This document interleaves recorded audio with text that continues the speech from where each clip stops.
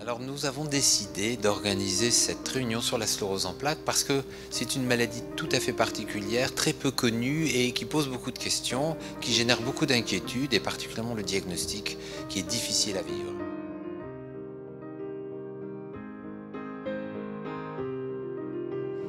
Et dans l'histoire et dans mon expérience, après 25 ans de suivi de personnes qui ont des scléroses en plaques, je me suis rendu compte qu'il y a un grand écart entre ceux qui ont des scléroses en plaques qui vont évoluer d'une façon très importante jusqu'à un handicap profond.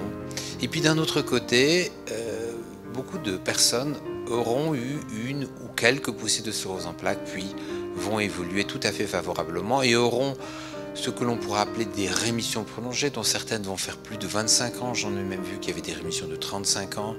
Et la question importante, c'est qu'est-ce qui se passe entre ces deux possibilités? Pourquoi certaines personnes vont évoluer dans un sens et pourquoi dans l'autre? Et comment va-t-on pouvoir faire en quelque sorte basculer la sclérose en plaques dans le sens d'une évolution favorable?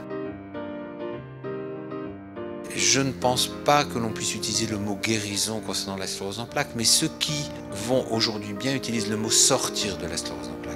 Et nous allons parler donc dans cette réunion de comment sortir de la sclérose en plaques.